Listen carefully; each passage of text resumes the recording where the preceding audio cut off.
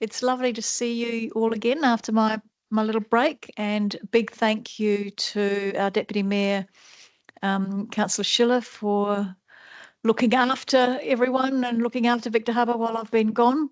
It was lovely to have a break, and doing the Kokoda Trail was one of the most incredible things that I've had the pleasure to do. If we could please stand for acknowledgement of country, service acknowledgement and prayer. The City of Victor Harbour acknowledges the Ramangeri and Narrangeri people, the traditional custodians of the land and surrounding waters where we live and where we work. We acknowledge their deep connection to country, and we pay our respects to elders past, present and emerging. This respect is extended to Aboriginal and Torres Strait Islander people across Australia. Would someone like to say the diversity commitment? Angela? The City of Victor Harbour is committed to diversity, equity and inclusion. We respect people of all ages, abilities, genders, sexualities, religions, beliefs, cultures and backgrounds. Thank you. Councillor Kemp? We recognise the brave individuals who have served and continue to serve our nation. We remember those who have lost their lives and paid the ultimate sacrifice to our country. Thank you. And would someone like to say the prayer? Thank you, Councillor Schofield. Almighty God, we ask you to bless this council and allow it to be an agent of change to the people of this city and beyond. Direct and prosper its deliberations to the honouring of your name and the welfare of the people whom it serves. Amen. Amen. Please be seated. We have an apology from Councillor Henderson, and I believe that we also have a late apology just coming from Councillor Karemba. Items adjourned or lying on the table, there are none, so we go to the minutes of the previous meeting, and their recommendation is that those minutes be confirmed as true and accurate. Thank you very much, Councillor Mann. And seconding that, Councillor Mackenzie. Are there any questions about the minutes? All those in favour? Those against? That's carried. Thank you. We don't have any deputations, and we have one question from the gallery by Mr. Terry Andrews. And Terry is not here. So it says you'll be presenting. Thank you. Thank you, Mr. Charles. Thank you, Mayor Jenkins and councillors, staff. What actions has Council undertaken to comply with the intent of the resolution passed on the 23rd November 2020, item 19.3 Victor Harbour Watercourse Floodplain Mapping Study in relation to A, notifying residents identified in the South Front report as being at risk of water inundation, and B, preparing a local flood emergency plan in collaboration with the emergency services. We would appreciate Council informing Council Watch what has been done to carry out the intent of the resolution so that the community can clearly understand the current position. Thank you. Thank you, Mr. Charles. It's interesting the motions that you specifically refer to were moved by yourself when you were past councillor, but then they were withdrawn. At the same meeting, however, even though that motion you're referring to was withdrawn, Council did resolve the inclusion of non-structural flood mitigation measures such as direct consultation, education programs for properties at risk as identified in the Council's floodplain mapping study. I think that study is available on the website. If you wanted to have a look at it and if Council Watch was interested in seeing what we have done. A number of actions have been taken, as you'll be able to see in that. There was a free community information centre on the 30th of July 2024 in the chambers between 5 and 7 for Fleurieu Peninsula residents that focused on preparing for storms and floods. We called it Get Storm Ready. The session included presentations from the SES, from the Bureau of Meteorology, SA Power Network spoke, and insurance representatives also spoke. Due to the risk of isolation during floods and storms, Stock Road residents were contacted by letter to inform them that their property had been identified as a location that could become isolated. The letter invited residents to opt into a process to receive notifications during storm or rainfall events that could potentially require the need to close the ford. Several residents responded that they'd like to receive these notifications, and a group has been created within the Touch SMS system, which allows us to text messages directly to the residents who nominated to receive messages. The SES, as the lead agency for flooding, has also provided significant training to staff of Victor Harbor, Alexandrina and Yankalilla councils.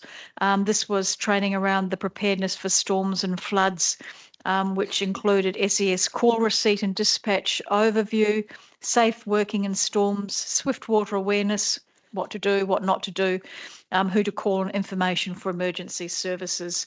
So that's some of the stuff that we have done. But if you wanted to have a look at the floodplain mapping study, which council moved to do at that same meeting that you withdrew your motion, then you're more than happy to do that.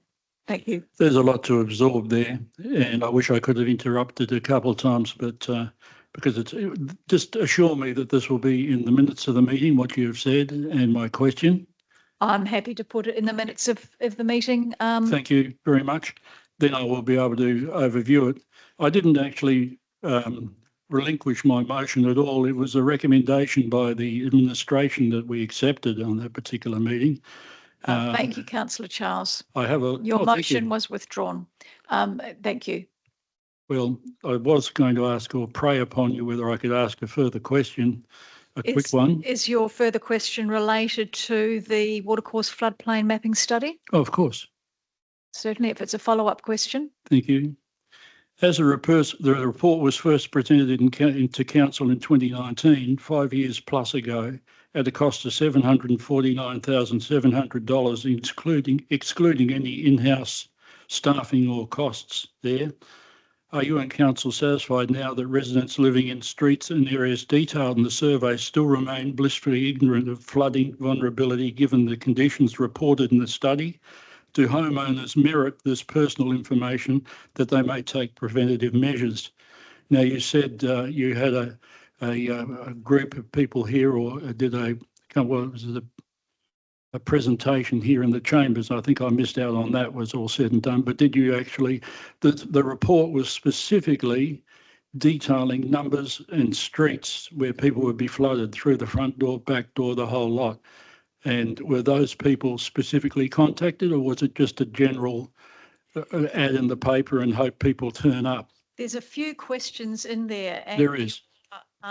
Rhetoric before the questions about people being blissfully unaware is probably not the most professional language that you could use. As I said, Mr. Charles, the floodplain mapping study is available online if you would like to have a look at it.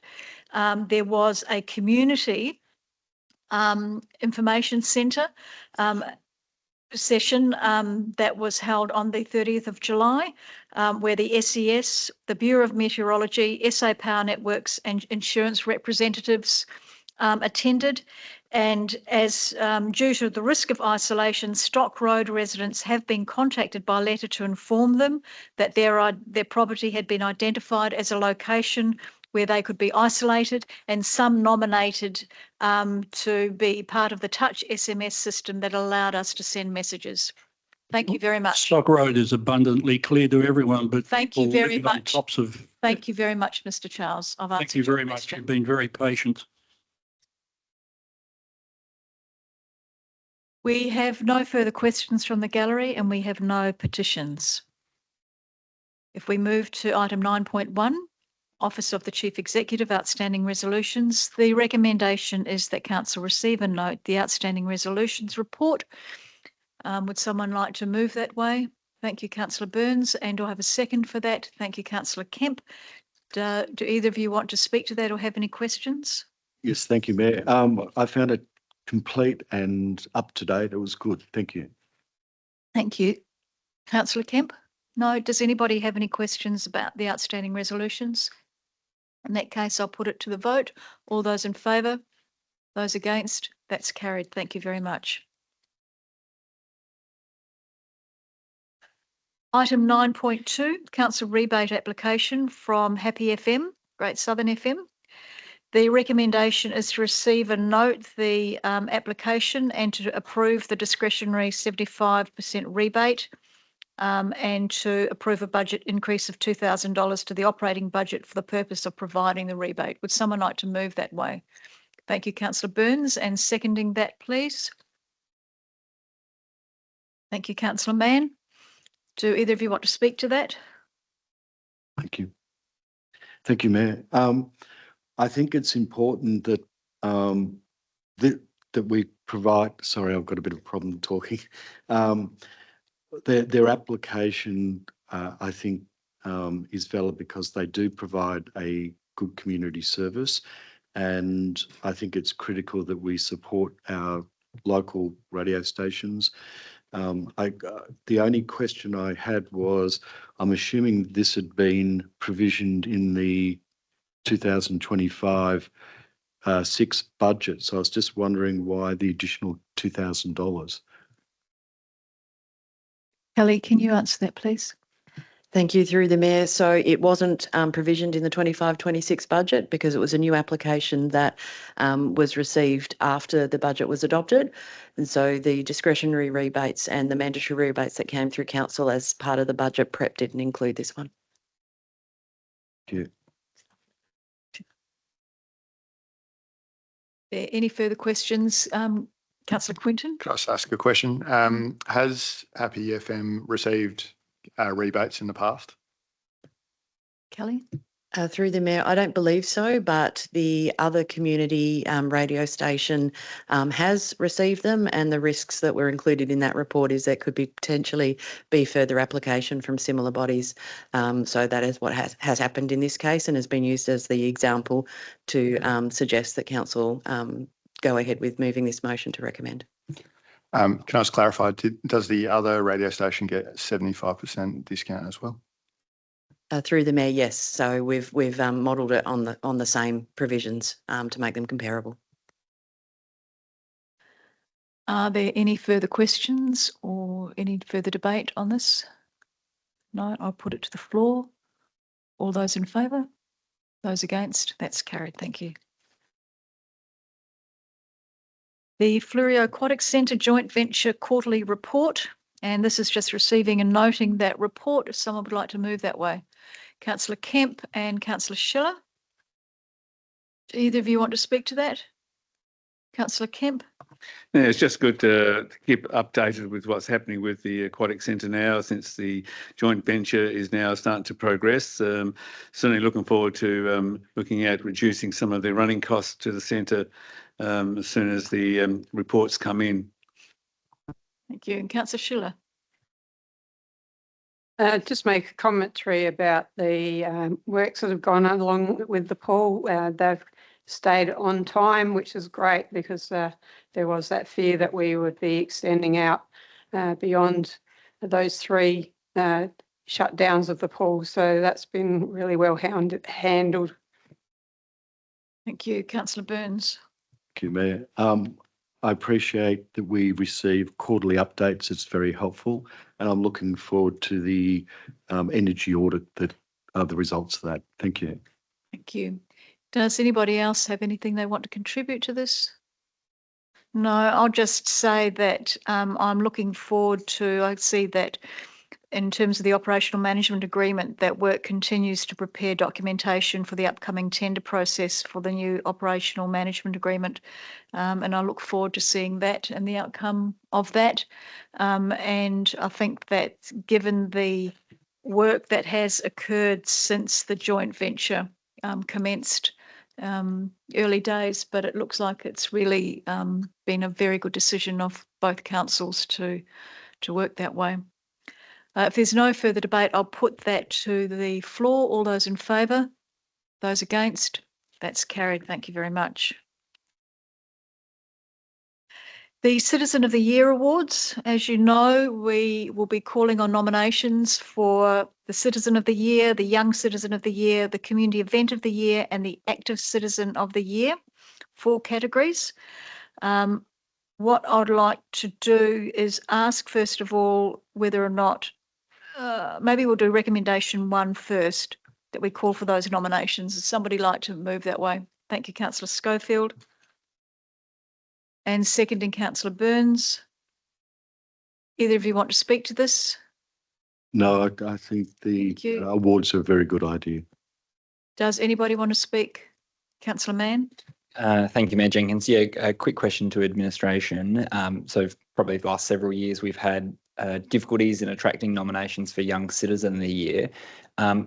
Would you prefer a recommendation asking the Mayor or administration to write to the local school principals asking them to nominate 2 or 3 young people from their schools, or would that be something that you could just include as a part of that general approach? Through the Mayor. So we already do write to the schools and let them know when nominations are open. But I think now with our Youth Development Coordinator and the relationship he now has with those schools, we certainly have a lot better access and promotion of the Citizen of the Year Award. So hopefully that is suffice and don't need an additional motion to broaden that. Yeah, no, thank you. I appreciate that. I guess the aim is at least if we're getting 2 to 3 from each school, that would be the ideal scenario. But if we need more weight behind that to call upon the principals to do that, I'm happy to support that if need be. Yep. Thank you, Councillor Mann. Does anybody else want to speak to that first recommendation? In that case, I'll put it to the floor. All those in favour? Those against? That's carried. So we now need to establish a panel comprising of 2 council members and up to 3 community representatives. So if more than 2 members nominate for the position, then we'll go to, I'll hand over to the Chief Executive Officer as returning officer for a secret ballot.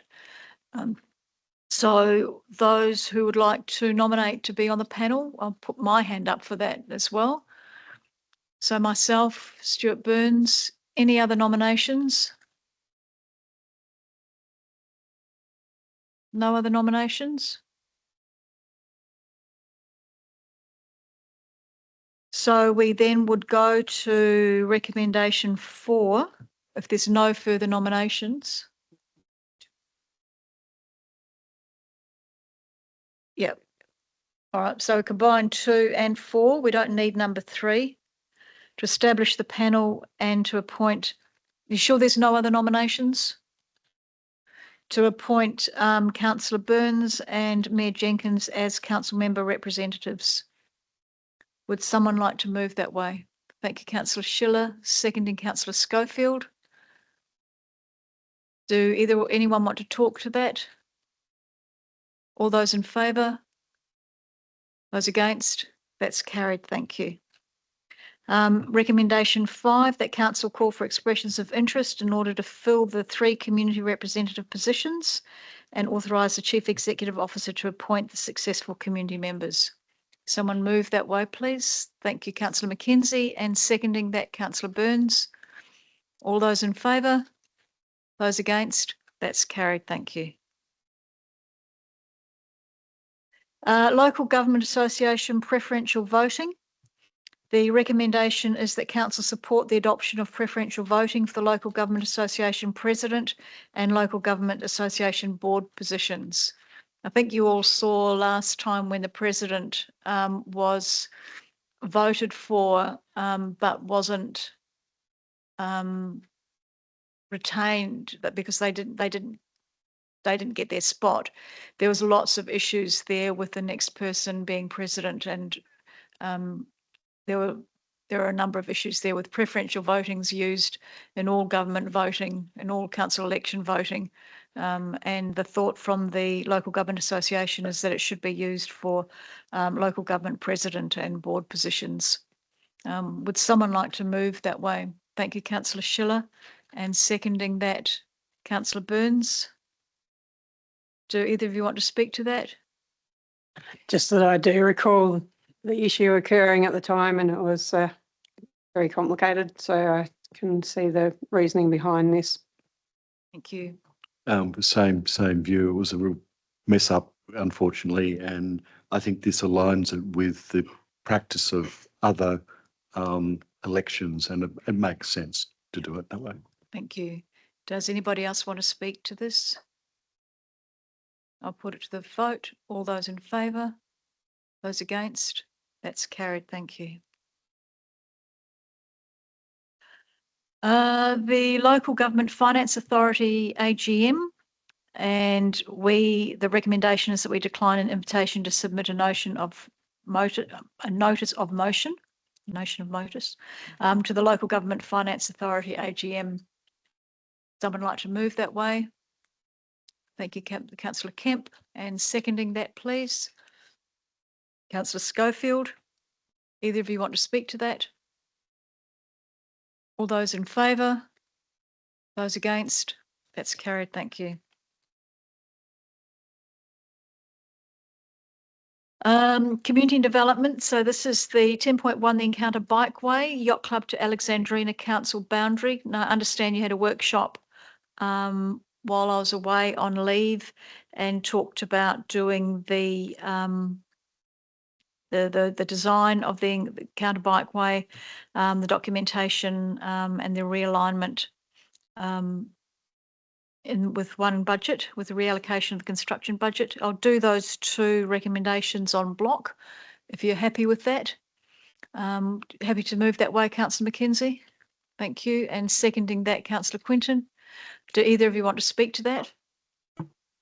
Yeah, well, obviously we've been working on this, looking at this for a while now. It is quite a popular bike path, and it is quite beneficial and a safe route for tourists and even locals to travel between Victor Harbour across to Goolwa and see a beautiful landscape and be off the main road most of the time, away from cars and that. So it would be great to see further improvements on safety where we can. And we've already got a budget amount in there, a slight reallocation of it to be able to achieve this next step. I think it is important to get the detailed design and review that and then proceed with this going forward. Thank you, Councillor Mackenzie. Councillor Schiller, do you want to speak to that? Oh, sorry, Councillor Quinton. Yeah, just to echo Councillor Mackenzie's words there. I think it's a big step forward for us, or continued step forward. Provides increased safety to the community, boosts tourism, promotes healthy exercise, and reduces traffic on the road. So I think it's a no-brainer to crack on with it. Thank you. Councillor Kemp and then Councillor Burns. Just a question. I do apologise that I missed the workshop on it. Just for the clarification, is it along the railway corridor below the embankment, or is it above on the embankment that follows the railway corridor? Jodie, can you answer that one? Thank you. Thank you. Through the Mayor, there is a figure in the report. Sorry, I'll just get you the page number. It's page 46, and it's predominantly down along the railway corridor.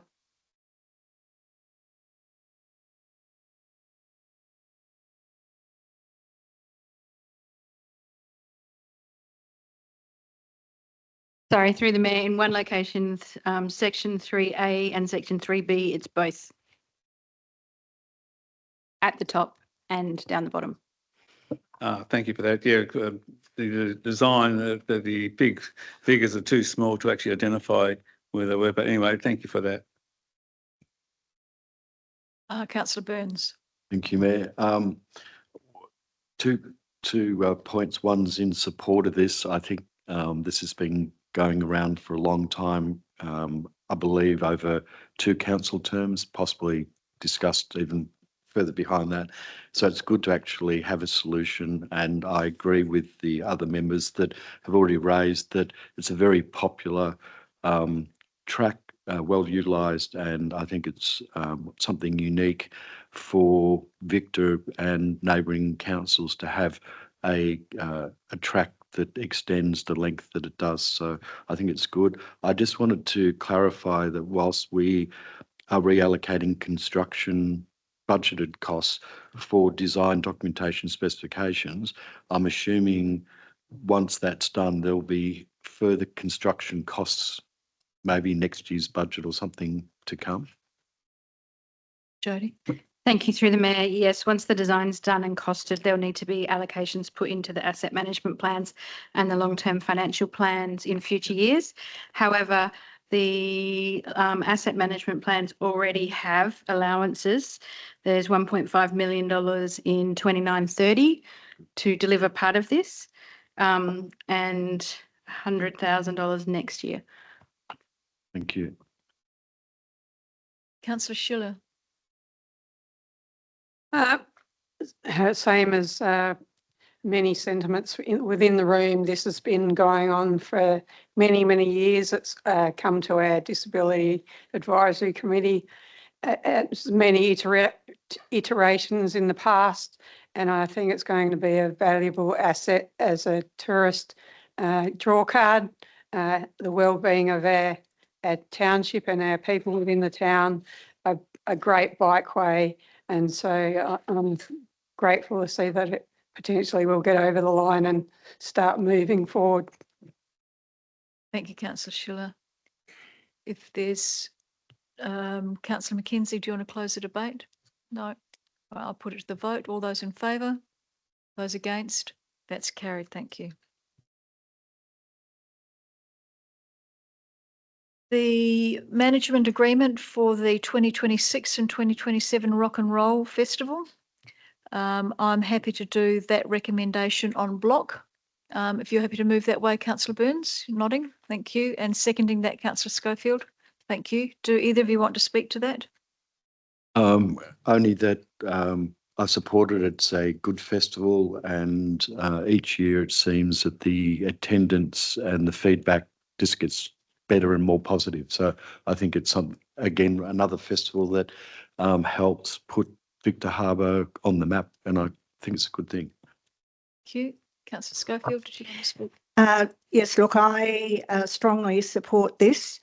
I attended the Hotel Grosvenor on Friday night. Unfortunately, rain did delay the action, but I believe at 7:30 about 80 people turned up to dance most of the night. On Saturday afternoon, I again went down to Wallen Reserve and the main street itself and spoke to store holders and some of the dancers. Had a look. I think having the stalls where they were on the side of the Crown was excellent. Quite a lot of people spoke about, I think it was 100 motorbikes turned up, plus the best display of cars that have been around. The only disappointment was a little bit about transport, but then that seems to be one of the little things that raises its head. So I congratulate the Fairy Pig on its successful event and do strongly support it. Councillor McKenzie and then Councillor Schiller.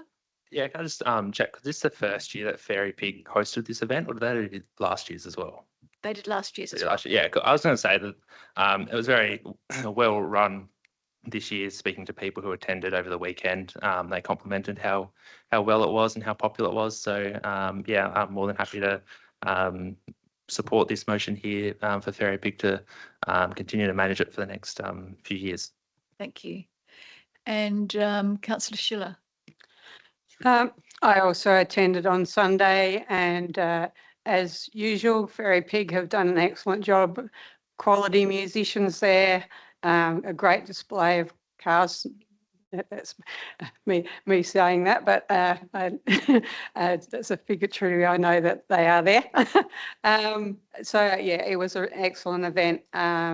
Considering some weather was a bit iffy, there was a good crowd out enjoying themselves and just relaxing in a great town. So it's an asset to our township to have the Rock and Roll Festival, and this particular organisation or company are doing an excellent job. So we need to go forward with them for the future years.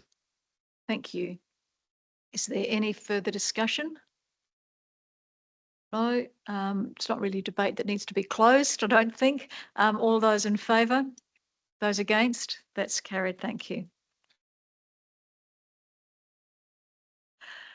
I'm not allowed to say nomenclature anymore. Nomenclature. It's a road and public place naming policy review. And the recommendation is that we adopt that reviewed road and public place naming policy as provided at attachment A. If someone would like to move, thank you, Councillor Schofield, and seconding Councillor Burns. Either of you want to speak to it? Councillor Burns? Thank you, Mayor.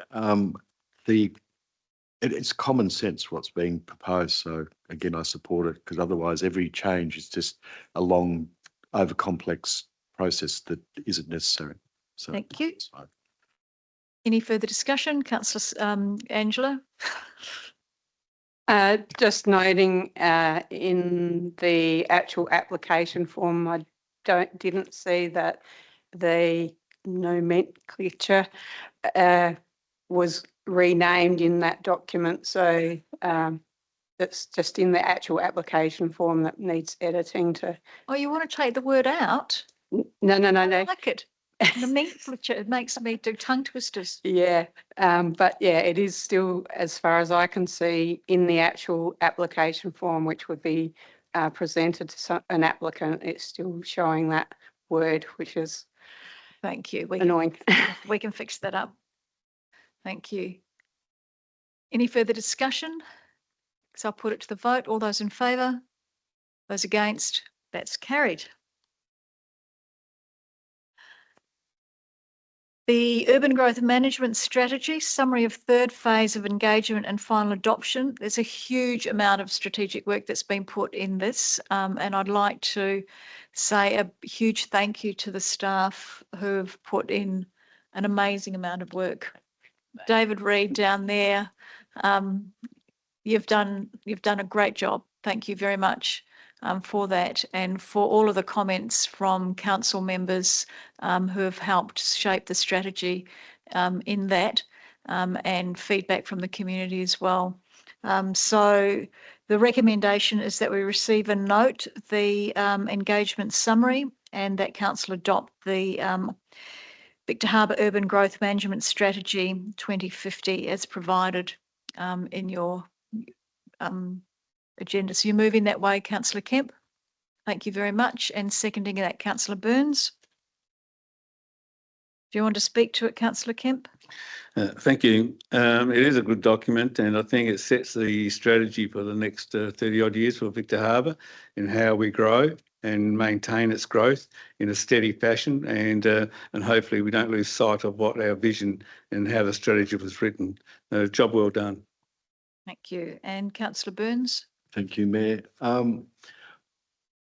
I appreciate all the work that's been done. I think the variations that have come out of the workshop and what administration have put in really protects a lot of the areas that are important for Victor Harbour and the community, especially around some of the areas the state government were proposing to develop. And we've probably compromised as saying as strong as what we can, but it covers all the key points about infrastructure, transport, but also housing and where we want light industry and so forth. So I think it's good that we're sending back our view so that we're not just accommodating. And I think it's very easy to acknowledge the state government's one, but to not emphasise, and it can be misread, where this is quite clear what we want compared to what the government are proposing. I think it's good for that. Thank you. I'll put that to the vote. Oh, sorry, Councillor Quinton. Just want to say a quick thank you to administration for putting it all together, and particularly for allowing that adjournment to continue to improve the document. I'm really happy with how it's come out, and yeah, so thank you very much. Thank you. Councillor Mann. Yeah, thank you, Mayor Jenkins. Yeah, I guess to again repeat, I cannot thank Dave and the team and the consultants for the amount of work that's gone into this. It is a significant strategy and policy for the City of Victor Harbor, and having such exceptionally qualified and excellent administration team behind the scenes to be able to deliver this and over the lengthy period that it took is incredible and will really set up our community. I think there's so much in there, and even probably since the last workshop, what I guess particularly piqued my interest was right at the end in Appendix 5 on page 95, there's the social infrastructure benchmarks for our town that we want to hit. Next to the general practitioners benchmark, it says 3.9 doctors per 1,000 people. Victor's population is currently about 17,000 people. So it means Victor needs to have 66 GPs currently to hit that benchmark. So then I went down a bit of rabbit warren and contacted the Victor Medical Centre in Norfolk and just inquire how many doctors they have, and had a good meeting with the Victor Medical Centre's General Manager, Mr. David Lampert last week, who advised they've got about 30 GPs and there's about 6 on Norfolk's website. So we've got 36 GPs currently. So it just stresses to you that currently our benchmark is 66 and we have about 36. So we've got half the amount of doctors that our town needs currently to hit that benchmarking. Now, part of the discussions with Mr. Lampert were there's a lot of work that needs to go into really articulating these numbers, benchmarks, and all the variables that go into it. And that work needs to be done to look at what we need. But it really shows that the fear in the elderly community and the whole community around the number of GPs and accessibility to healthcare is a valid worry to have. When we're looking at the state government's growth or what they're wanting to impose on Victor Harbor, they want our population to grow by 19,000 people in the next 25 years. So in 25 years, we could have 36,000 people. And if we apply our UGMS benchmark, it means we need 140 GPs locally. So to ensure we have a healthy and viable town in 25 years, we need to attract another 104 GPs. And that's on top of any that retire in the meantime as well. So it really stresses to you the importance of these strategic documents and the growth that we need to be planning for and actively attacking and approaching. Some of the recommendations Mr. Lampert discussed was that if we're going to attract that many GPs, it's not focusing on the ones and twos, it's entire medical centres that we need to attract. I've already had a discussion with the CEO around, Accord in the part of the precinct development has a large space for allied health as part of the development.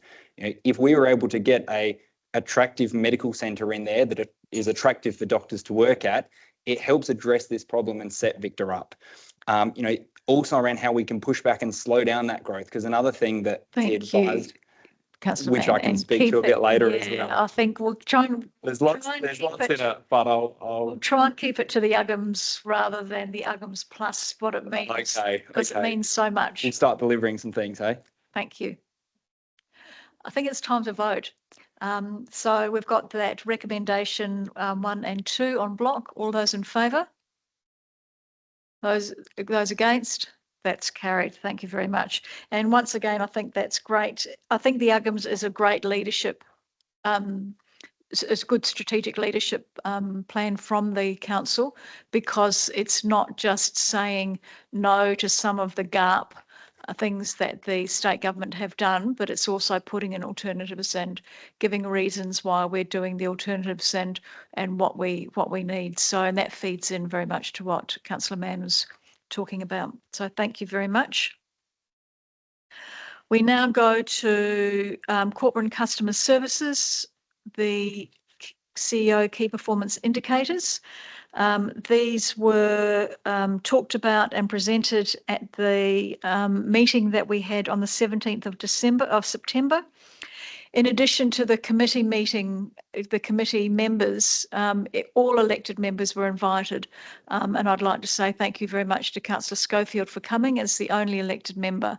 I think it's really important that we talk with the CEO about her key performance indicators. We hear about the incredible work that she and the staff have done over the last year. And we did hear about that. And I'd like to say thank you very much to her for that. And council members were given an opportunity to provide input into those draft KPIs going forward in the next year based on what has been happening over the last year. So unfortunately, those people that weren't able to come didn't get that full history of what has been happening and the work that the staff have been doing, but it's very much worthwhile linking up, and I'm sure that you can make an appointment to see the CEO and to talk further with her about what she's been up to if you want to. So the recommendation is that council approve the draft CEO key performance indicators for the 2025-26 performance review period as provided in attachment 1. Moving that way, Councillor Schofield, thank you very much. And seconding that, please. Thank you very much. Councillor Quinton. Do either of you want to speak to that? Thank you. Well, I sat in awe of what's been achieved. The leadership that our CEO does, I should say, the support that she has and we have of our staff. And really at the end, I didn't know what to say, because those of you who weren't able to come really missed out on something very, very special. So to actually sit and listen rather than read a report is a lot more meaningful. So I'd like to again thank our CEO for her leadership. I wish to also thank our managers, directors and all the staff for their support in delivering or allowing our CEO to deliver what I called an incredible performance review. So thank you very much. Thank you, Councillor Schofield. Councillor Quinton? Nothing? Does anybody want to speak to this? Councillor Mann? Yeah, thank you, Mayor Jenkins. Yeah, completely echo all the comments and sentiments, and very thankful to the CEO and her team for what was being performed in that previous performance review period. These new indicators are similar. There's a few changes that we discussed and that have been put in. Probably the biggest one is looking at adding in the last one around city growth and looking at the implementation of the urban growth management strategy and the development of that future ready strategy. And it's really, I guess, these items and preparing for growth for Victor Harbor and managing it in the best way we can is so important that I think it's great that it's been built into the CEO's key performance indicators, and I think highlights those priority items there is in our community plans, our strategies, our making new strategies, and then in the CEO's performance. So I think it's great to have that in there, and I look forward to this next performance period, and I think it's likely to be as good as the last, and the last was exceptional. Thank you. Are there any further comments, Councillor Burns? Thank you. I am not disputing the effort the CEO's put in. I just had a particular issues which I'd mentioned in previous KPIs and also provided feedback in earlier meetings about this. I just would have liked more quantitative measures put in some of the KPIs. They're very much sort of more motherhood statements rather than quantitative measures. Other than that, that was my only comment. Thank you. Any further comments? I'll put that to the vote. All those in favour? Those against? That's carried. Thank you. And I'd also like to thank Darren Stillwell, who is the independent member of the CEO Performance Review Committee, who's given some very important feedback and has worked with the committee very well. We now move to 12.2. 12.1, I beg your pardon, I'm losing my space. That is, oh, sorry, 12.1. Environment and infrastructure. we've got the carryover adjustment for the 25-26 work in progress. Recommendation is that council approve an increase to the budget of $276,000 to accommodate projects that have spanned across multiple years where insufficient budget was carried over from the last financial year as part of the works in progress process. Would somebody like to move that recommendation? Thank you very much, Councillor Mann. And seconding that, please. Thank you, Councillor Schofield. Do you want to speak to that, Councillor Mann? No, Councillor Schofield? No. Does anybody have any questions? Councillor Burns. Thank you, Mayor. I understand what's being proposed. My only concern is about the effectiveness of budgeting. I struggle that more accurate cost estimates and can't be done to achieve things within a budget, and where we do allocate stuff over, the associated funding should come with it. There shouldn't be looking at any extra amount in capital budget. So I just struggle with that a bit. Anyway. I'll ask Jodie to explain it to Councillor Burns. Through the Mayor, so this isn't an increase in project budget. It was an estimate of what the invoice would be at the end of financial year, and the invoices we received were less than what was estimated. So the total project budget remains the same. It's just what was done in 24-25 as opposed to what's being done in 25-26. I understand that, but it's got in there improve an increase in the 25-26 capital budget. Through the Mayor, that's correct, because the budget for 25-26 was based on an estimated value of WIP.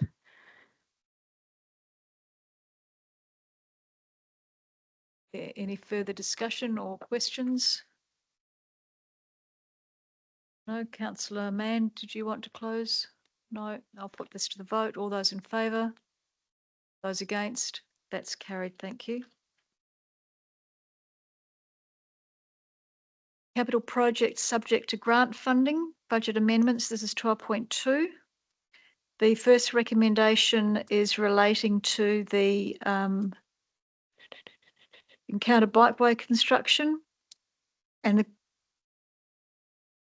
coastal seawall, sorry, to partially offset insufficient grant funding and to allow for the completion of the coastal seawall. Would someone like to move recommendation 1? Thank you, Councillor Schiller. And seconding that, please.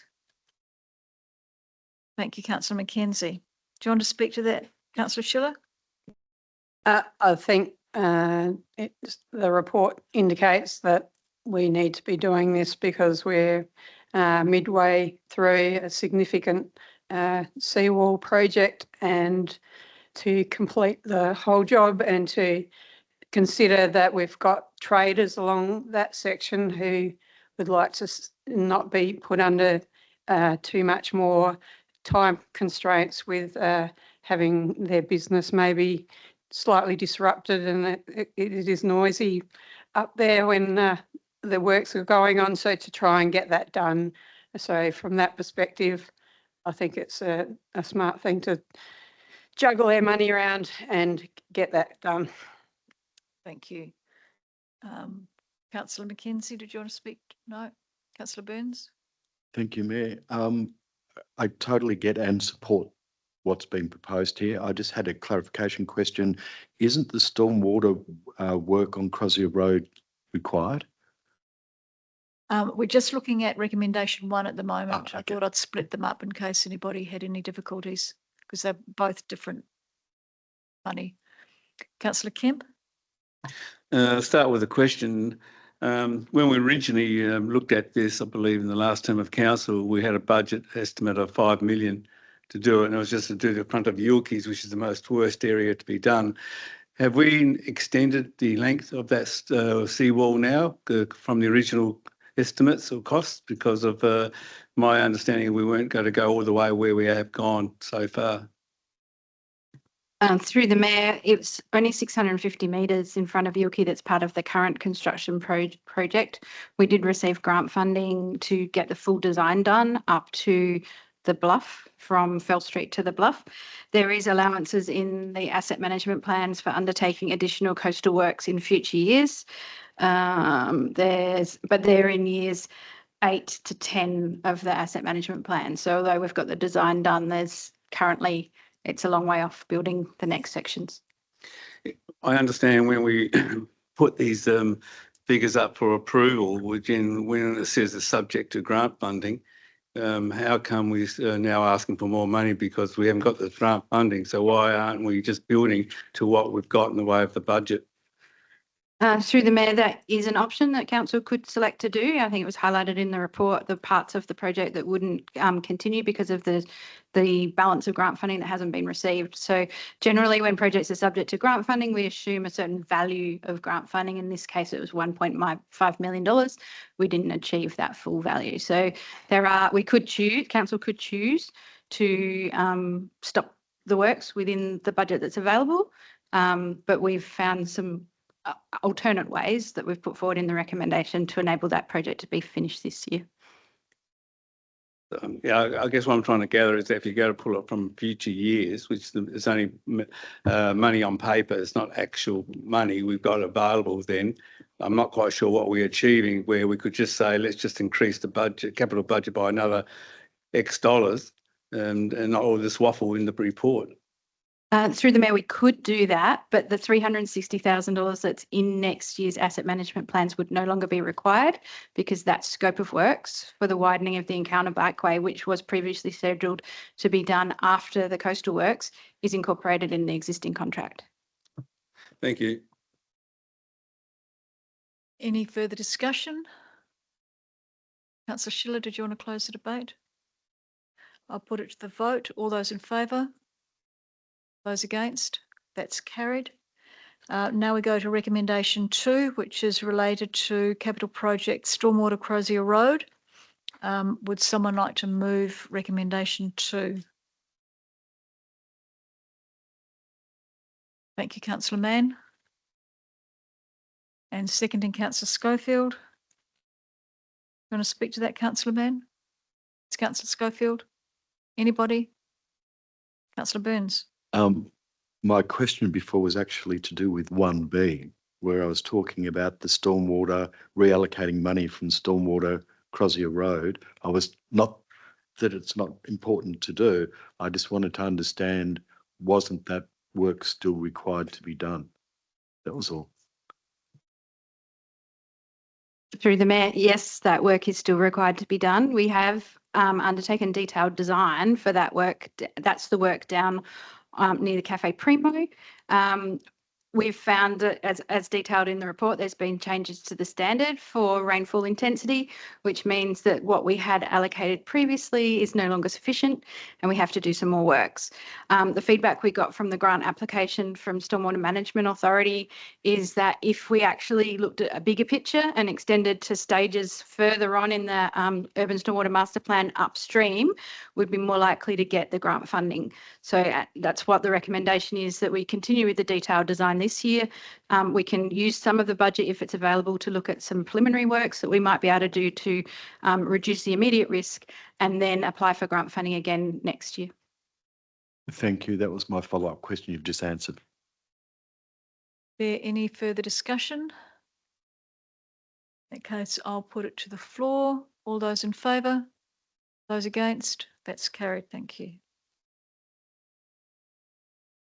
Public litter bin audit. Recommendation that council, having considered the public litter bin audit report, approve the reduction of public litter bins at the following locations, which are noted. Does somebody want to move that way? Councillor Quinton. Do I have a seconder? Councillor Mann. Do either of you want to speak to that? Councillor Quinton.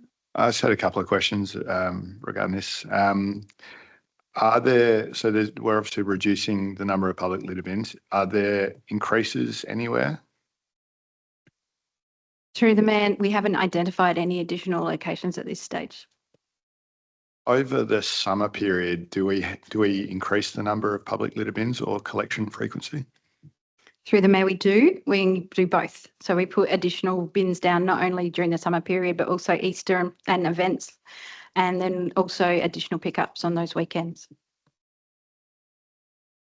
Councillor Schiller, then Councillor Burns. I have a question directed at Jodie Roberts. The collection regularity for the whole of our public bins, do we have a regime where some bins are collected less often, or are they all on a 3-day rotation? Through the mayor, I believe there are some that are different. So like our central CBD area is more frequently. I can get that information. I have been provided it, but I don't have it on me right now. I can provide that to council members.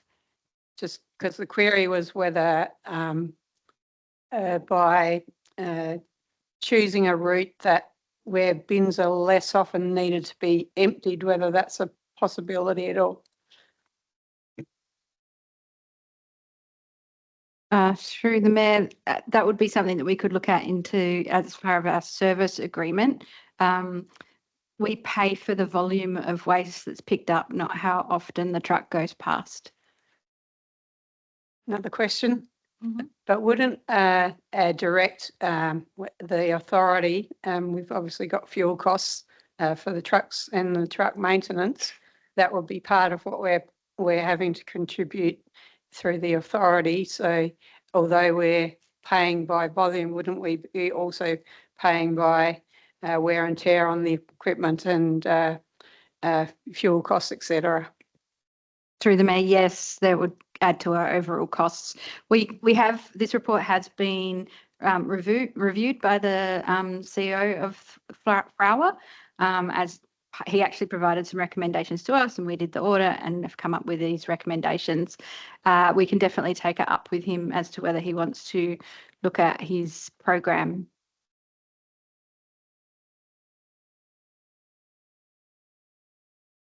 Councillor Burns. Thank you, Mayor.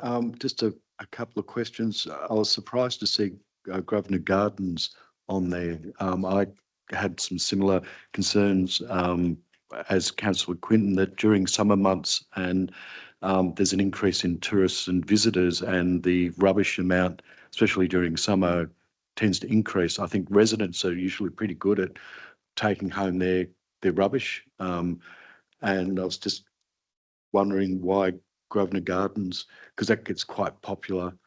That was all. I think as Jodie said, during the summer months, we do have more bins put out, and also the collection times are much more collection times as well.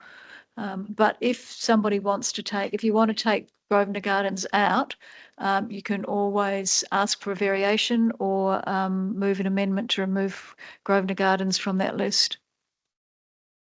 Without actually knowing the statistics as to like the detail, I probably, whilst I would say that it shouldn't be, there could be valid reasons, and maybe some of the areas, the bins, there's a lot there already, and maybe the ones they're proposing take away are not being fully utilised. I don't know.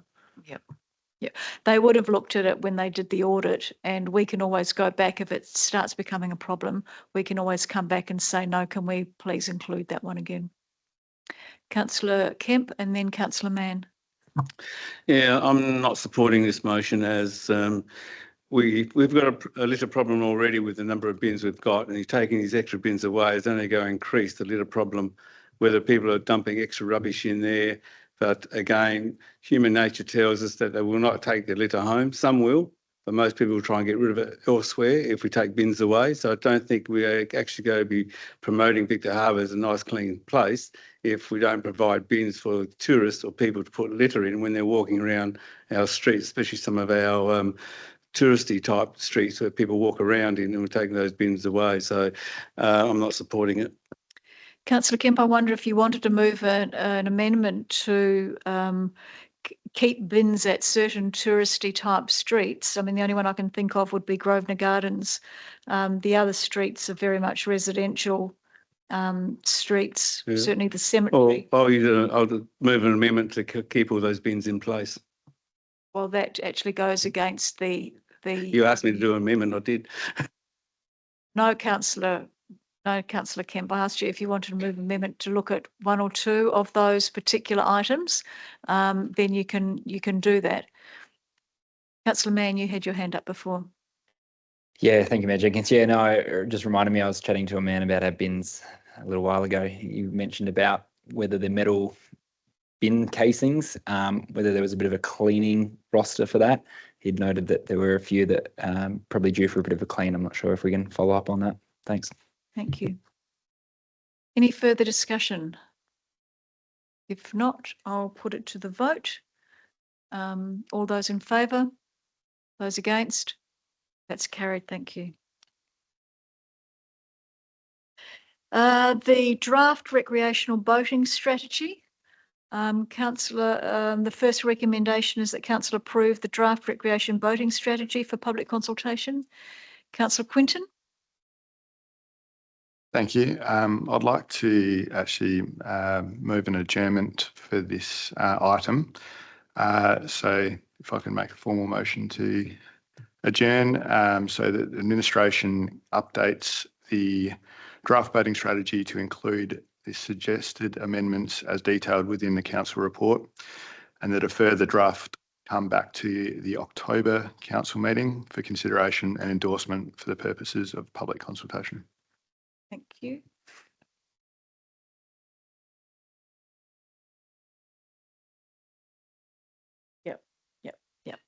Yep. So that's just a motion to Just a defer it. Yep. Thank you. Because there's no motion on the floor. You're happy to second that, Councillor Schofield? Thank you. Do you want to talk to your motion?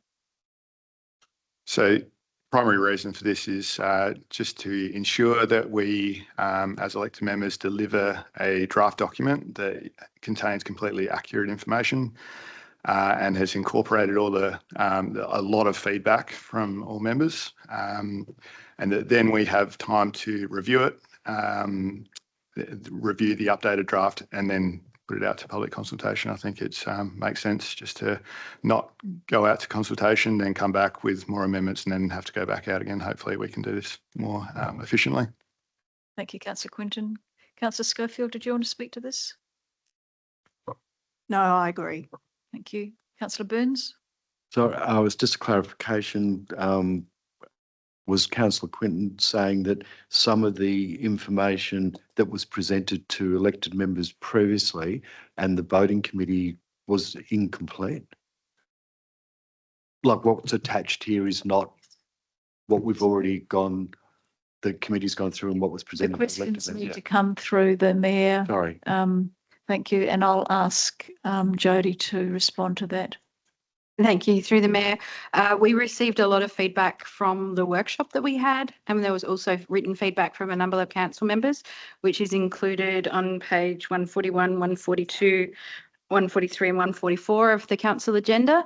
And so those suggested changes haven't been incorporated into the draft strategy. There any further discussion?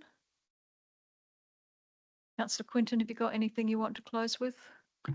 Nothing further, thanks. I'll put that recommendation to the floor. All those in favour? Those against? That's carried. Thank you.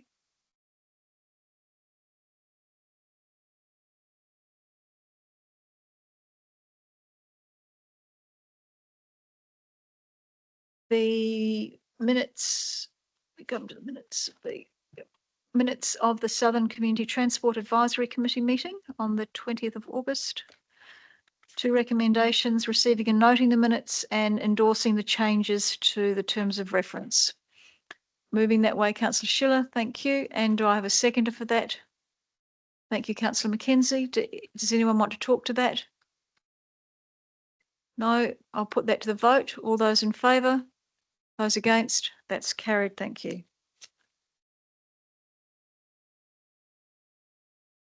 13.2 is the CEO Performance Review Committee meeting minutes from the 27th of August. Recommendation is receiving and noting those minutes. Can I have someone to move that way? Councillor Mann, thank you very much. And seconding that, please, Councillor Quinton. Does anybody want to speak to those minutes or have any questions? No, I'll put it to the vote. All those in favour? Those against? That's carried. Thank you.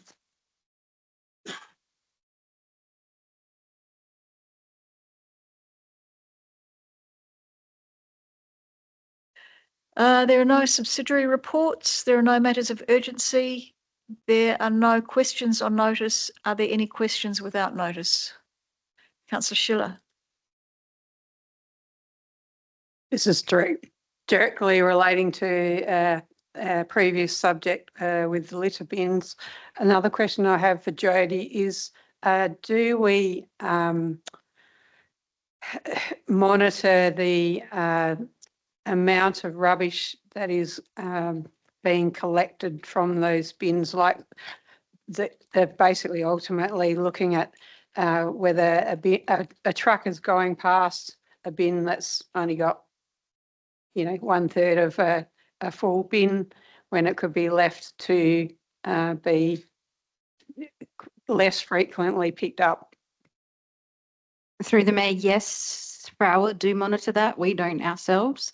And I believe that was the basis for the recommendations from the CEO on which bins to be removed.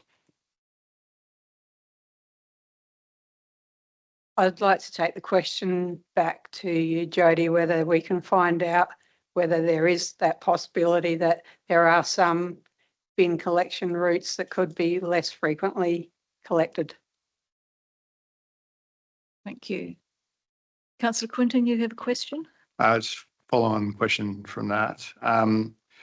The kind of metal stand things that the public bins are often under that keeps the lid shut, are they council, you know what I mean? Or from? Through the Mayor, their council assets, the bin stands, yes. Are there any other questions without notice? Councillor Mann. Thank you, Mayor Jenkins. Yeah, I'm just wondering if there's an update with respect to securing grant funding for the horse tram after their workshop with council around how there's the COVID losses from the algal bloom. Yes, through the Mayor. So the Mayor and I met with Minister Bettison, who came into region that week following the presentation. We also took Minister Bettison over to the horse tram and had a one-on-one meeting with the General Manager.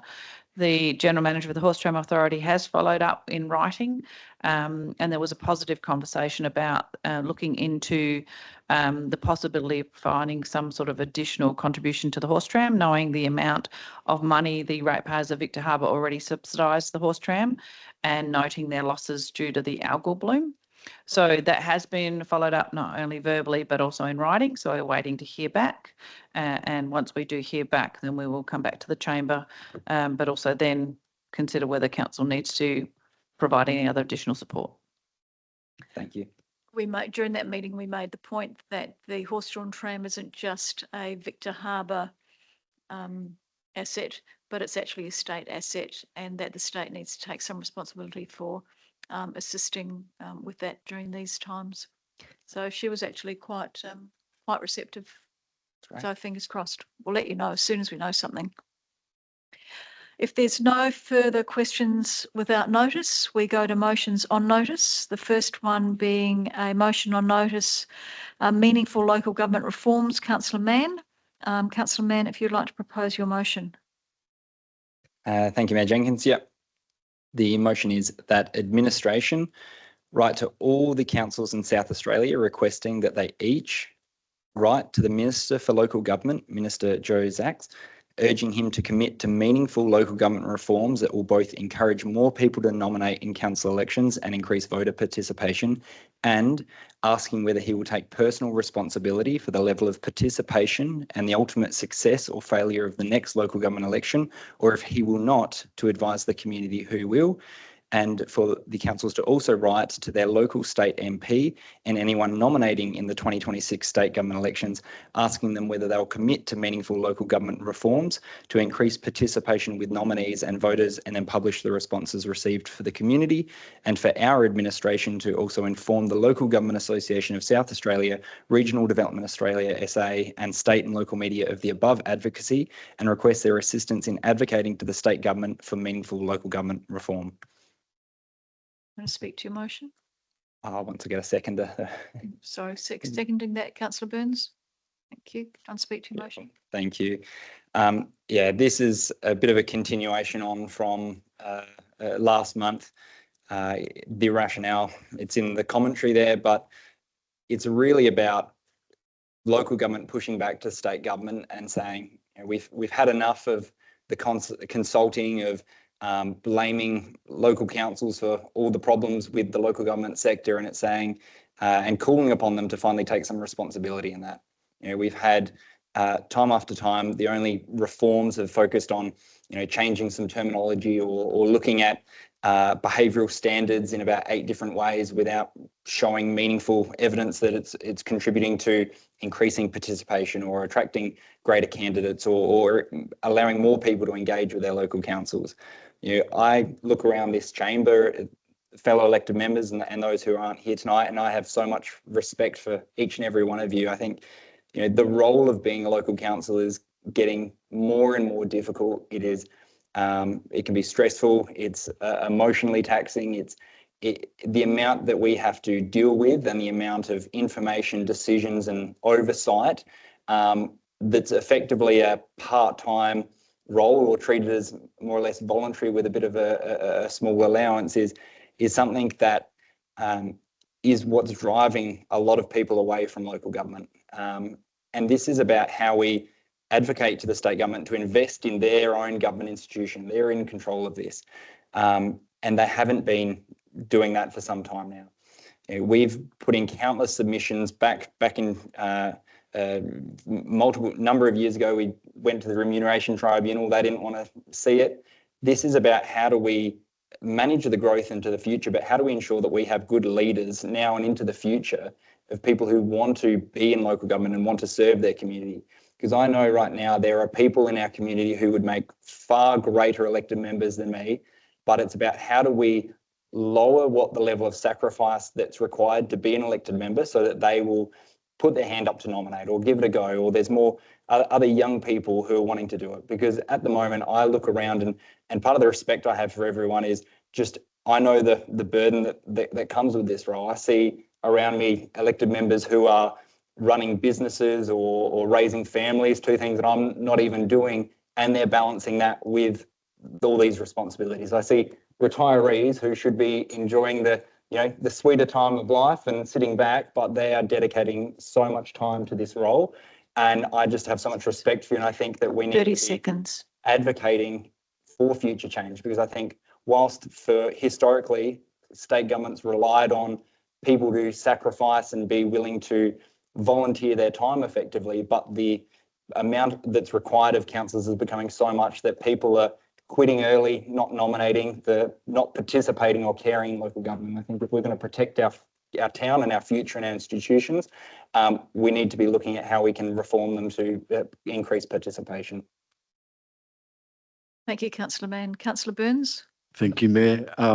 I'm supporting this for a couple of reasons. The first one is that the Minister for Local Government acknowledged the level of disengagement and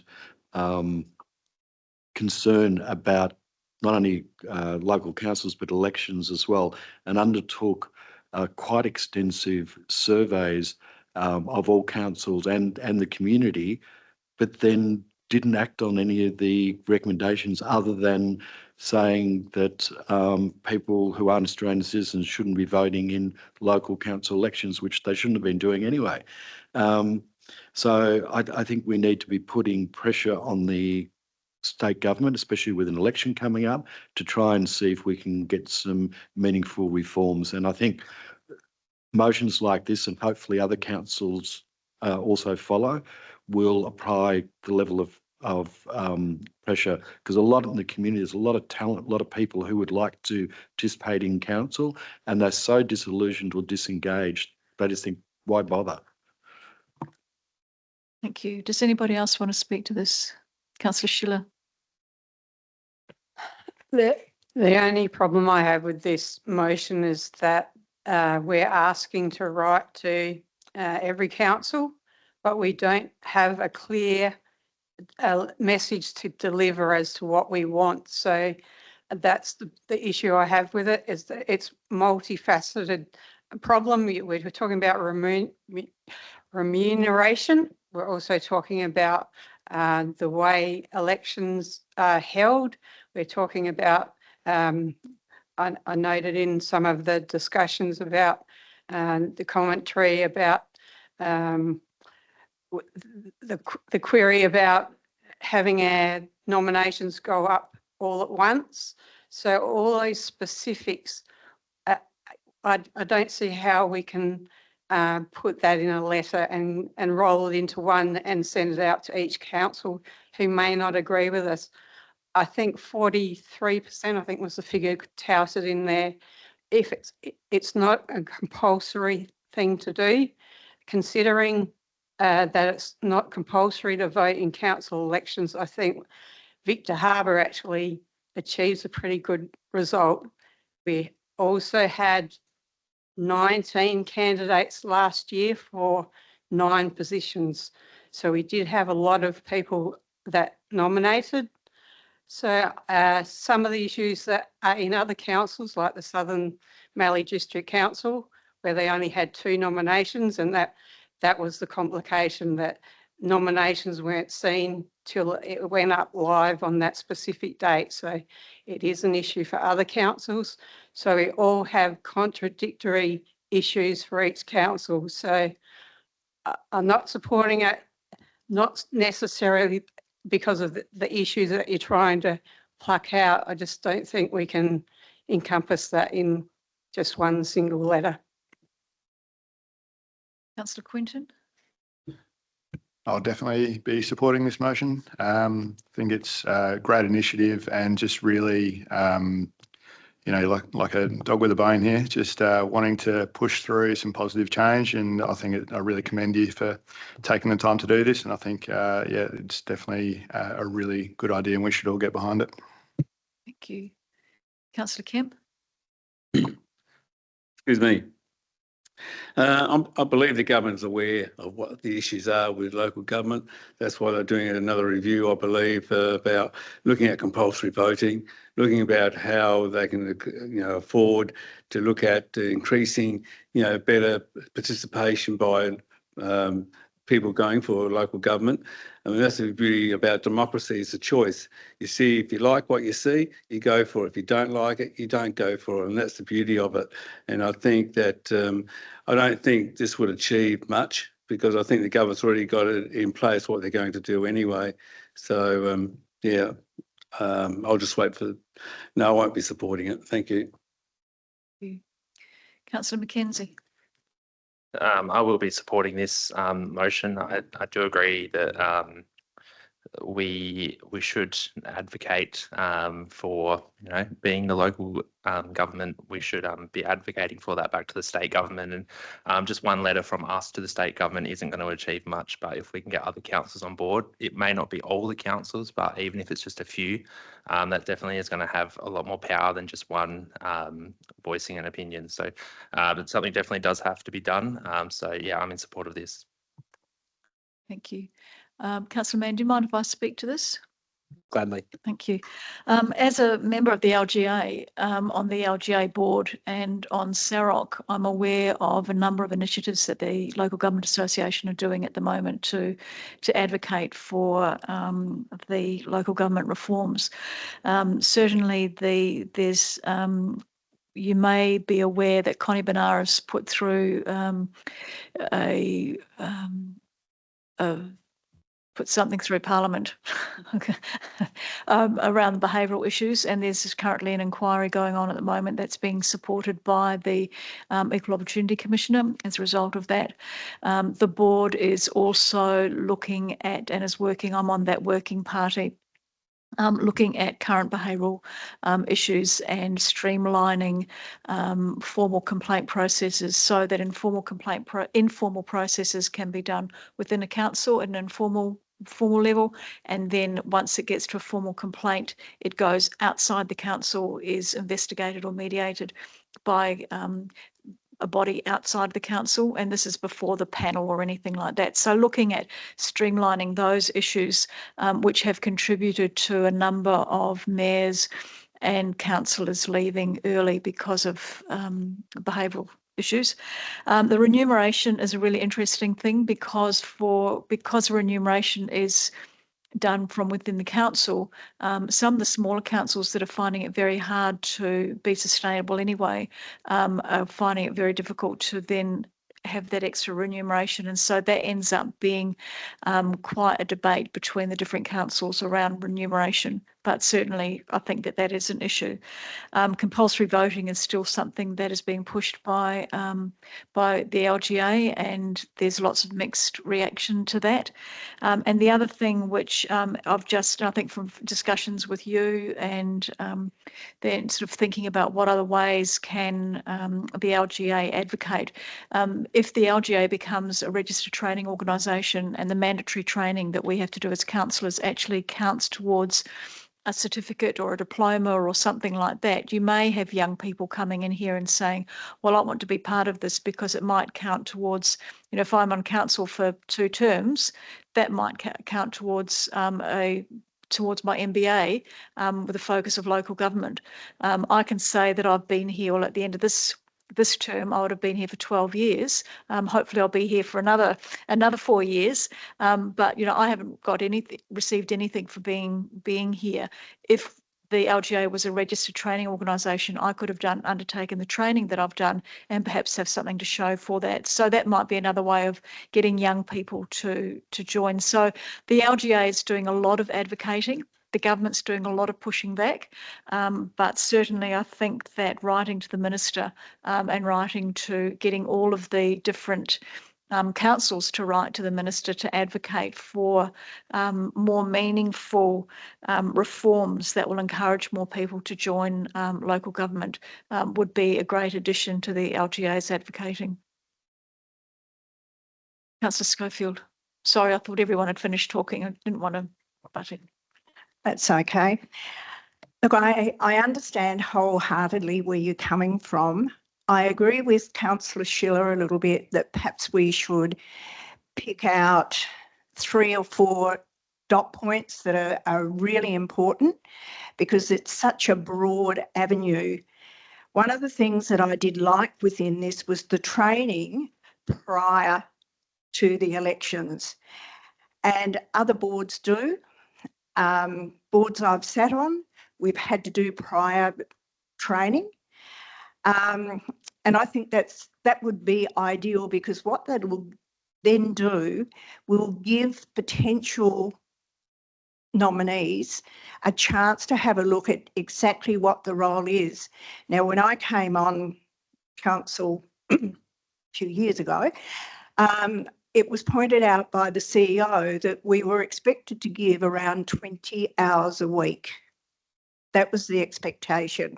If I work that out and you're looking at remuneration, I don't know what it's about, $1.50 an hour or something, which a lot of us don't come into become an elected or go to become an elected member for. I think in some of the other areas, like the more rural areas of the state, those communities are declining, and so to get the amount of councillors that those councils require would be a little bit more difficult.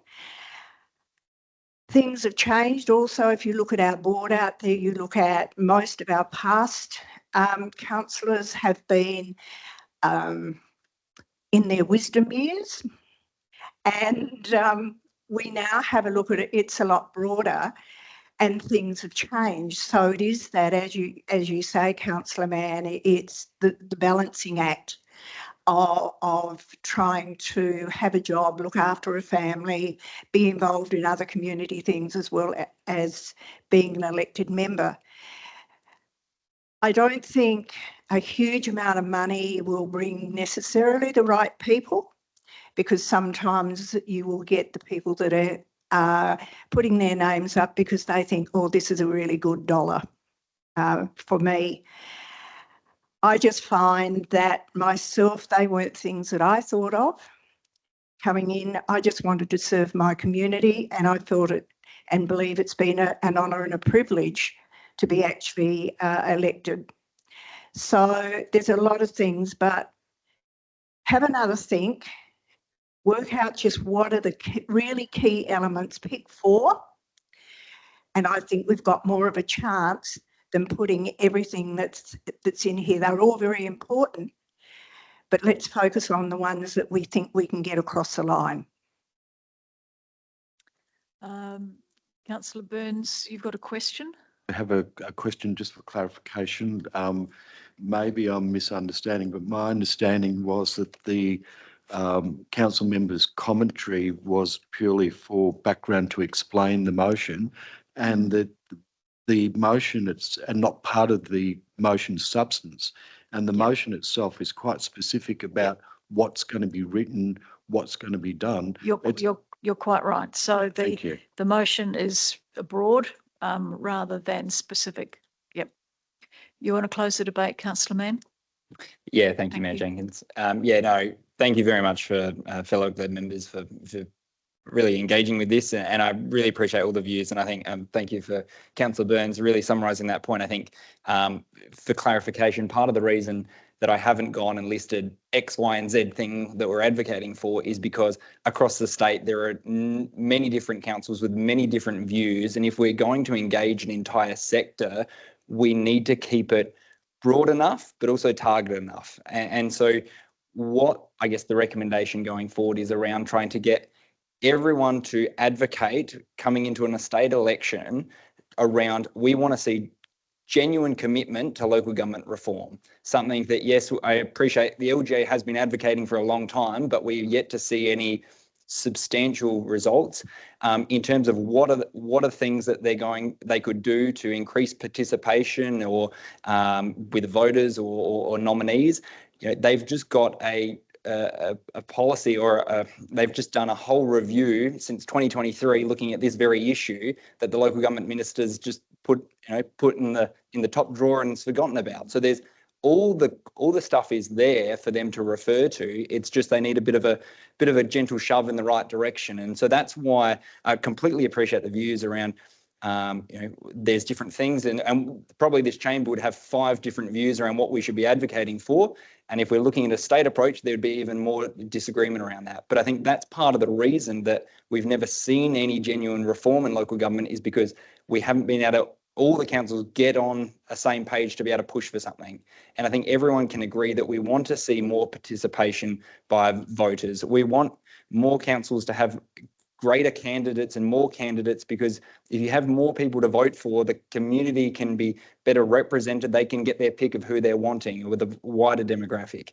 I completely appreciate the Mayor's points around, again, another submission around the review looking at behavioural standards. But again, behavioural standards has been the thing that they've been chirping on for the past 8 years, where I guess my focus is let's not try and look at how do we punish those who are misbehaving in council. How about we instead try and attract better people who won't have behavioural issues to stand up and run and get elected. So it's a different approach. It's something that may be a little bit, seems a bit common sense to me, but maybe we've still got a bit to go. So I appreciate the views, but I think that this motion maybe encapsulates a lot of the sentiment there, and I hope maybe some of the elected members can reconsider some of their positions on it, but I do appreciate the support. Thank you. That closes the debate and I'll put it to the vote. All those in favour? Those against? That's carried. Thank you. A division. Division, all those in favour? Councillor Mann, Councillor McKenzie and Councillor Burns. Councillor Quinton and Councillor Schofield. Those against, Councillor Kemp and Councillor Schiller. That motion has been carried.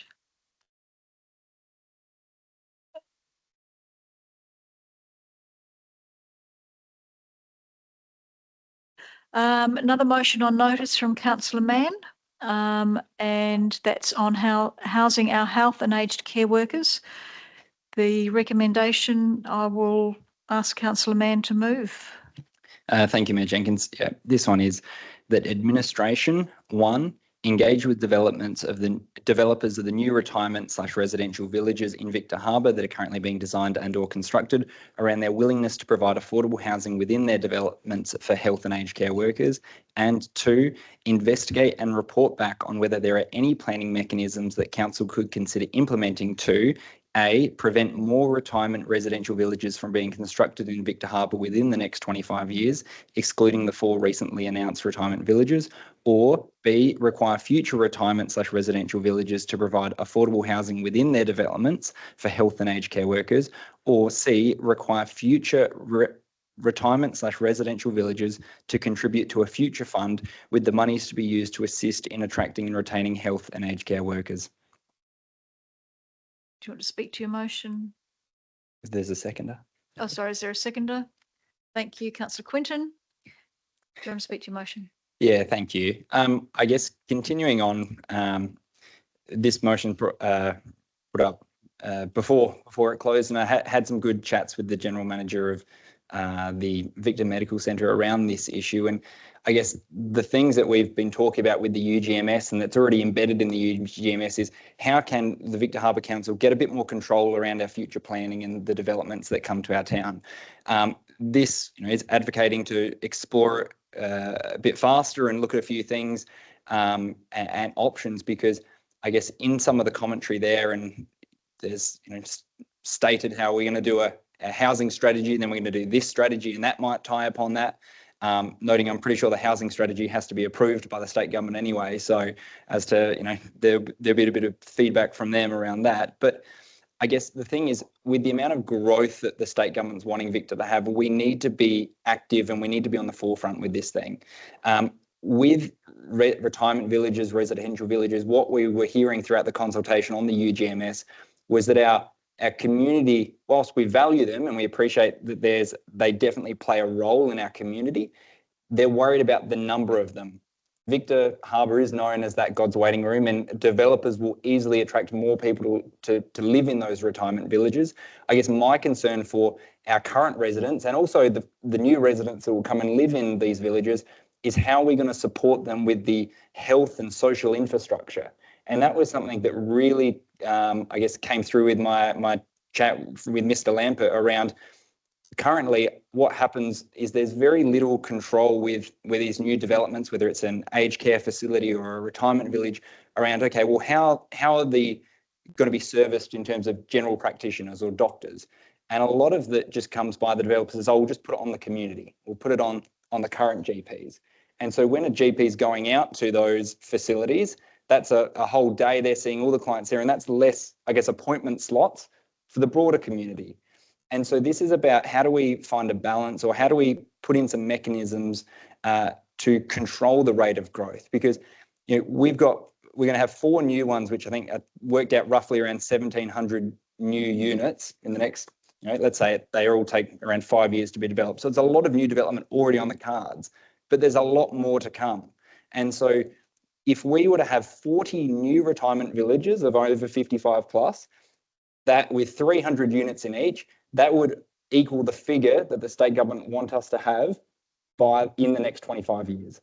It's a huge number. And if we don't start getting on control in these, in our planning, in being a bit creative on our pushback mechanisms, then we won't be able to provide the excellent health and care facilities that our residents deserve. So this motion is probably, there's some things that probably change about it, having that chat, but I think it's around, if there was, thank you, if there was a future fund or there was a way to contribute. So, for example, if there was another village coming to be built, what could they contribute to then help the council and the community attract another medical centre, it's things like that, looking at creative ways which currently, as we've discussed with the UGMS, they don't exist. We have very little control with our planning. The state government's taken a lot of that away. So it's how can we find some creative ways to go about it? So that's the sentiment around it. That's the intent. But I appreciate any of the elected members' views around it. Thank you. Councillor Quinton, do you want to speak to this? Just want to say that in support of this motion, and get in front of, I guess, feedback from other elected members that it's not about, trying to dissuade people from retiring down here, and it's not about trying to make people feel unwelcome in their decision to move down here. It's about future-proofing the community down here and making sure that we have long-term health and viability down here. So it's a positive motion, and you've got to make sure you look at where this is trying to go, and it's all about just delivering it in the right fashion. Thank you. Does anybody else want to speak to this? Councillor Schiller, Councillor Kemp, and then Councillor Burns.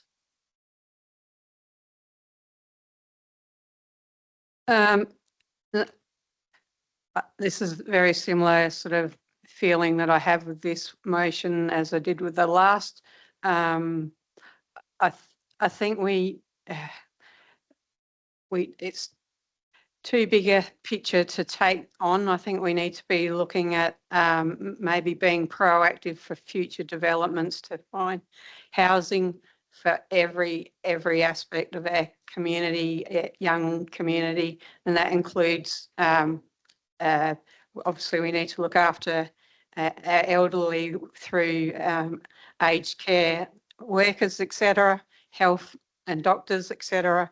But there's many more areas like the trades and other occupations that we don't have enough of here in this community. So I'd prefer to wait and to look at both the future ready strategy and the housing strategy, and hopefully the future ready strategy will touch upon looking at where the gaps are in industry, where the gaps are in social infrastructure and the like. So I can see what the motion is about, but I won't support it in its current state. Thank you. Councillor Kemp. It's an interesting motion, and certainly implore, Councillor Mann for is trying to do the right thing by the community and to the future.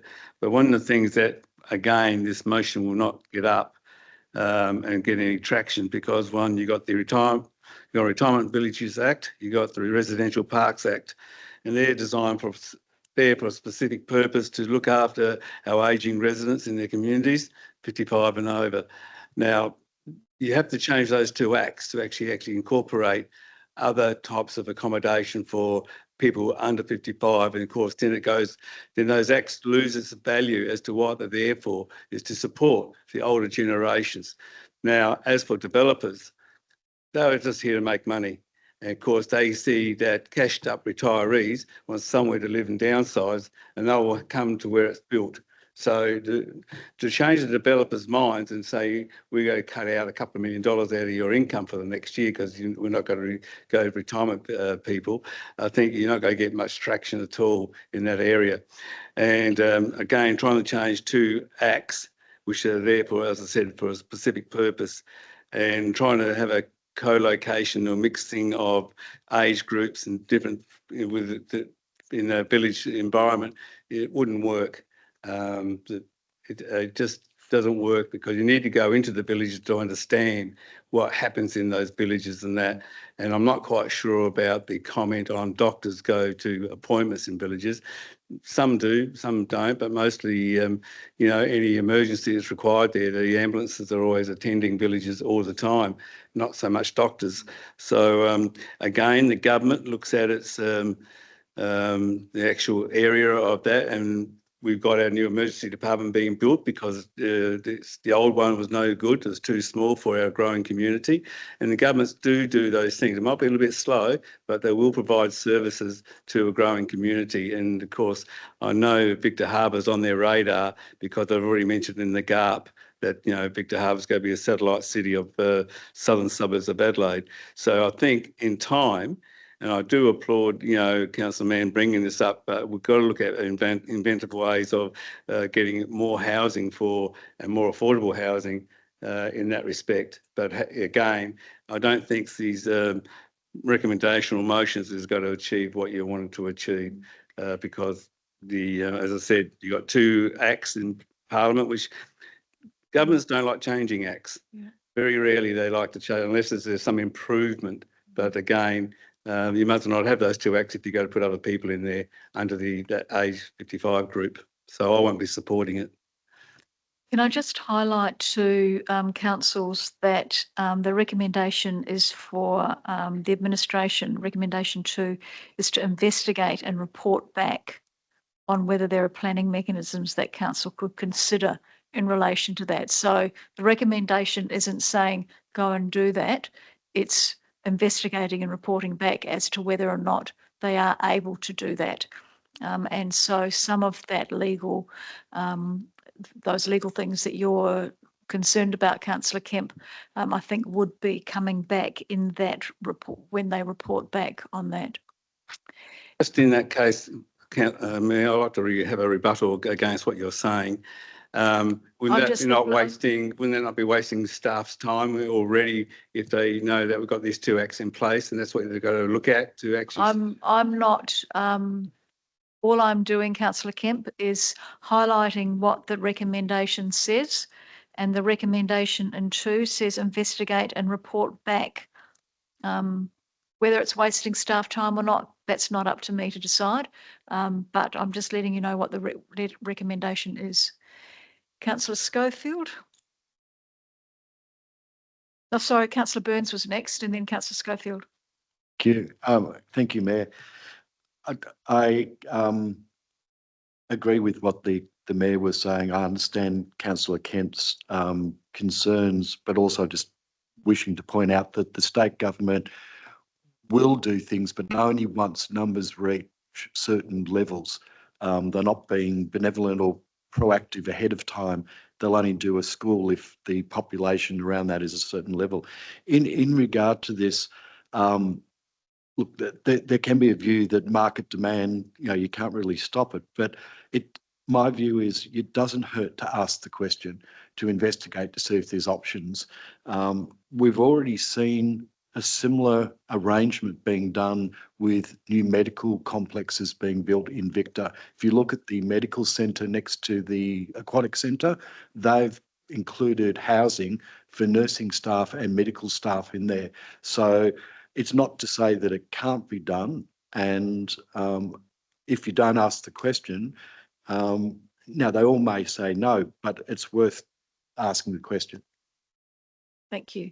Councillor Schofield. Thank you again, Councillor Mann.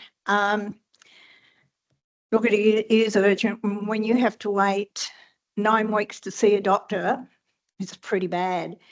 But one of the things that I'm listening and I'm thinking it's a pity we haven't got somebody that wants to invest money into Victor Harbour, because at the moment we have a medical centre sitting in the main street of Victor Harbour that is vacant.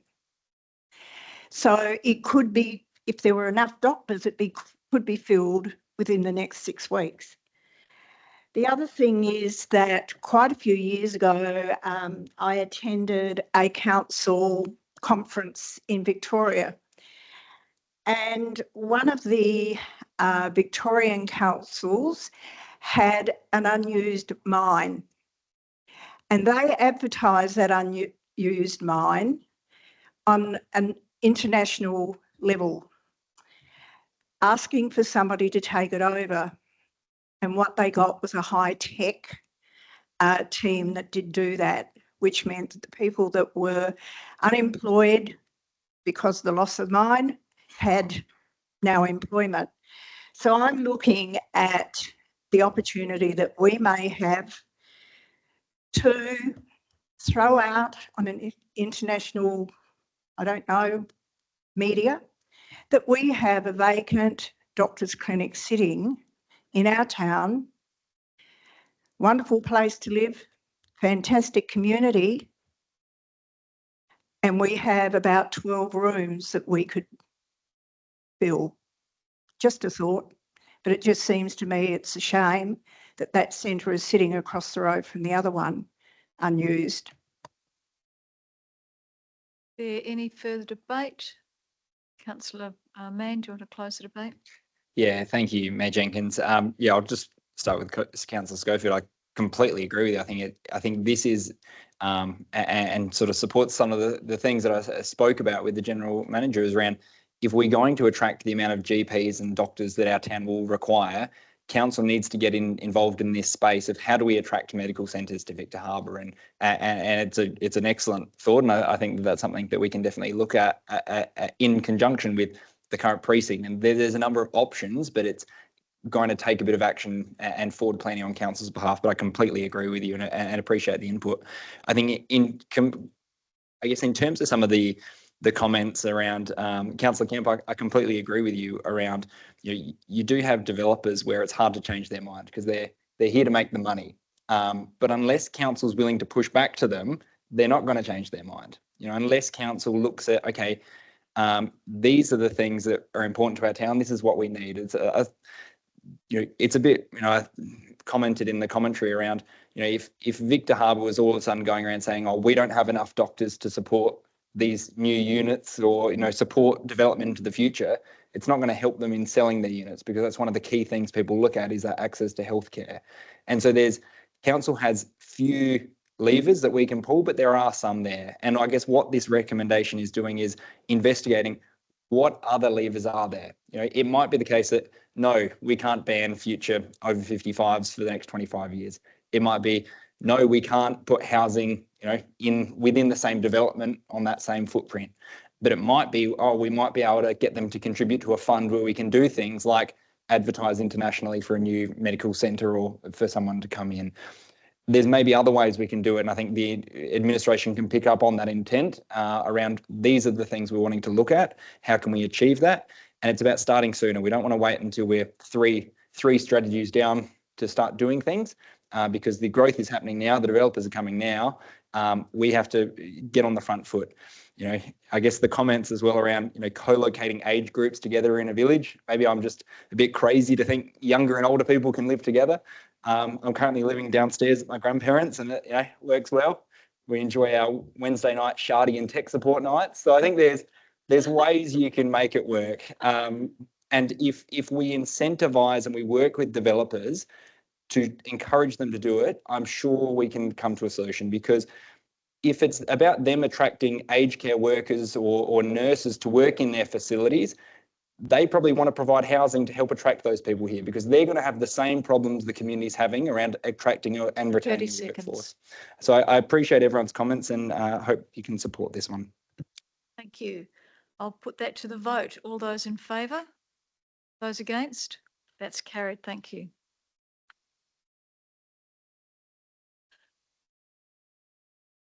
Motions without notice.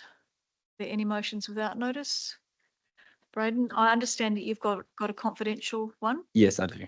We are going to be moving into confidence with the next item.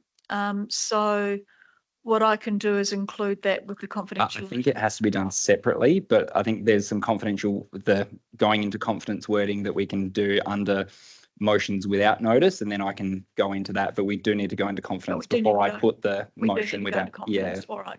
On what basis do you want to go into confidence? I think there was some prepared wording that administration had.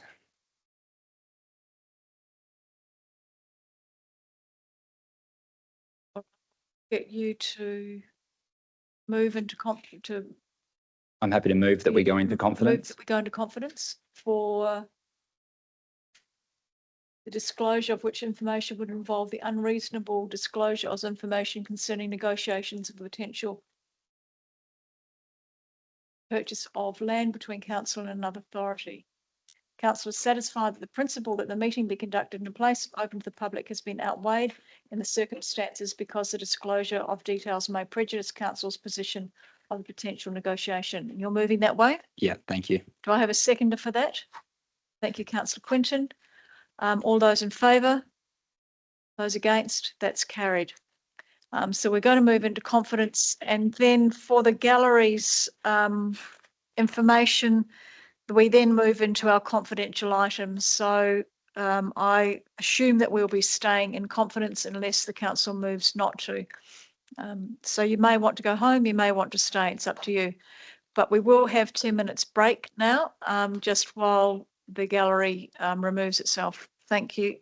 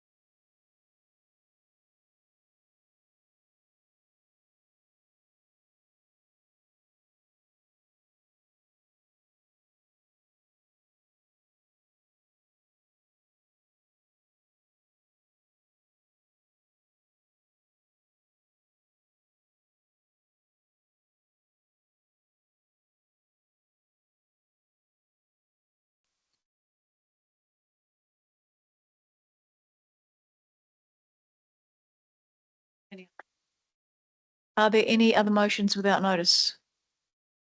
No, okay. So we move to confidential items. The first recommendation is that we go into confidence. I'll take that recommendation as read. Moving that way, Councillor Mann, seconding Councillor Mackenzie. All those in favour? That's carried, thank you. So the recommendation is